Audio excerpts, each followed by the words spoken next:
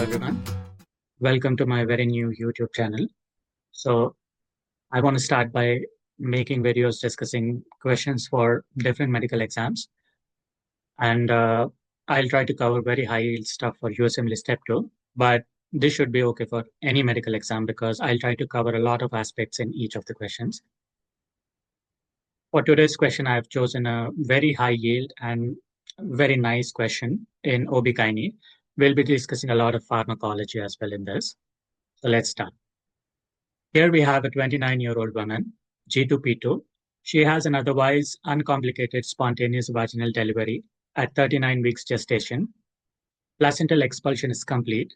Immediately afterward, she develops brisk vaginal bleeding. Estimated blood loss is now 1,200 ml, despite 2 minutes of bimanual uterine massage and a wide open IV infusion of 10 units of oxytocin in 1 liter lactated ringer solution. She has a temperature of 37 degrees Celsius, BP of 150/95, pulse of 115, respirations of 18 per minute, oxygen saturation of 98% on room air. The uterine fundus remains boggy and above the umbilicus. She has a 10-year history of moderate, persistent asthma treated with inhaled corticosteroids and 2 hospitalizations for status asthmaticus in the past 3 years. I've highlighted some of the important details here. So she had a vaginal delivery, so it was not a cesarean section. Placental expulsion is complete, so likely whatever is happening to her is not because of an issue with the placenta being stuck to the uterus. She has brisk vaginal bleeding, and there is a 1,200 ml of blood loss until now. They have done initial modes of resuscitation, such as bimanual uterine massage and administering oxytocin. So 1,200 ml of blood loss is very high. So generally we expect a blood loss of about 500 milliliters for spontaneous vaginal delivery and about 1,000 milliliter for cesarean section. Anything beyond those points are considered high, and we start suspecting postpartum hemorrhage. So there can be a lot of reasons for postpartum hemorrhage. So as we read along, as we go through the options, we'll see what might be the reason. Here, we see that the uterus remains boggy and above the umbilicus. After the delivery of the baby, the uterus should contract by itself because of the oxytocin released by the body naturally. And it should go below the umbilicus after it contracts. And if it remains boggy, we call this uterine atony, meaning the uterus is not contracting as it's supposed to.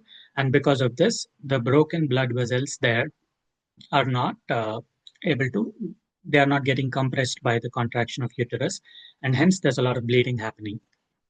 And this is also why we massage the uterus and as well as administer oxytocin so that we give some time for the body to respond to the oxytocin. Here, 10 units of oxytocin has been given to the patient. We can go up to 40 units. However, we do not have to wait until we reach the threshold of 40 units. Anything above 40 units is not considered to change any outcomes in uterine atony. So we can go up to 40 units. However, we can start using a second line agent, which helps us further with the contraction of the uterus. So let's go through the options. Before we go to the options, it's also important to remember that she's hypertensive and she has a history of asthma. Why is this pertinent to our case? Because certain uterotonics, especially second line uterotonics, are not allowed in certain scenarios. We'll be discussing them. So the first option is intramuscular methyl ergonomine. This is definitely a very good option as a second line uterotonic when oxytocin itself is not enough. But this is a wrong answer. Why? Although methyl ergonomine is a potent uterotonic, it is a widely used second line agent when oxytocin is not working enough. Methyl ergonomine causes peripheral vasoconstriction. And since the patient has hypertension, we cannot use an agent which can cause peripheral vasoconstriction. This can also, this is also contraindicated in patients with preeclampsia. That is an important point to remember. So that is a high yield point here, that although methyl ergonovin is a very commonly used second line uterotonic, we do not use it when there is hypertension or preeclampsia. Very high yield point. Now let's go to the second option, intramuscular carboprost tromethamine. So that is also a wrong answer. Carboprost tromethamine is a prostaglandin F2 alpha analog, very effective for atony, refractive to oxytocin. Right? It induces bronchoconstriction though. And as we see that our patient has a very significant history of asthma. So any agents that might induce bronchoconstriction are very dangerous in this patient. So this is contraindicated in our patient as well. Just to add a little bit of information here, let's just say that we administered carboprostromethamine in a patient having uterine atony who is not responding to oxytocin, right? She doesn't have hypertension, she doesn't have preeclampsia, and we go and administer them with carboprost.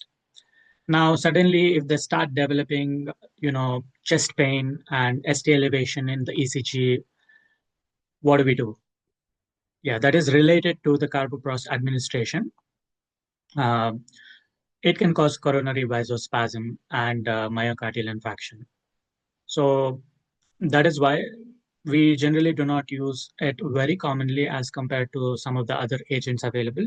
But for the exam purposes, you have to remember that after administering carboprost, if the patient develops chest pain and the ECG shows ST elevations, this is because of the coronary vasospasm caused by carboprost. Now, let's go to option D. Let's ignore option C for a little while. So option D is intravenous tranexamic acid. That is also a wrong option. Intravenous tranexamic acid or even oral tranexamic acid are antifibrinolytics. We generally use them less than 3 hours as an adjunct to uterotonics when there is postpartum hemorrhage. Now, the primary issue in our patient is uterine atony. That is the cause why she is having postpartum hemorrhage. So while tranexamic acid will reduce bleeding, it does not address the primary issue that is happening here. So our primary purpose is to address the uterine atony itself. Now, there's option E, which is uterine artery embolization. That is also a wrong answer. Any surgical method of controlling the bleeding, we use it only after all the medical options have been exhausted or they have been ineffective in controlling uterine atony. Uterine artery embolization specifically is a very effective fertility sparing surgical option once all of the medical therapy fail. In our patient, this option is too early. Mechanical or surgical interventions such as balloon tamponade, embolization, hysterectomy are all reserved only after pharmacological uterotonics have failed. So that's why this is the wrong option. Now, finally, the correct option is rectal or sublingual misoprostol. In the clinical picture of uterine atony causing postpartum hemorrhage that has not responded very well to oxytocin and bimanual uterine massage, rectal or sublingual misoprostol is an excellent option. So misoprostol is a PGE1 analog, an effective uterotonic that does not trigger bronchospasm and that does not raise the blood pressure as well.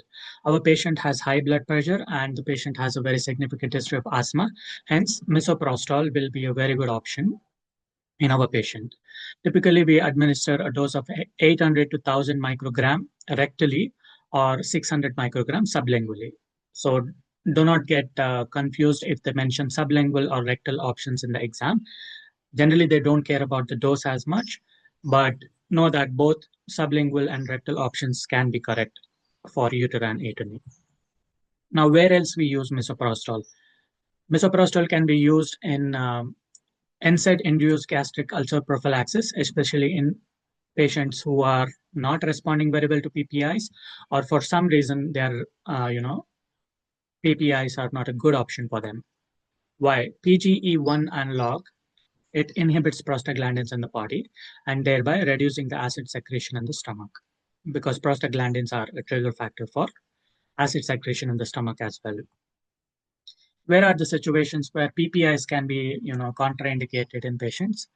One good option is where, patients who are taking methotrexate to treat rheumatoid arthritis or a lot of other uh, autoimmune issues.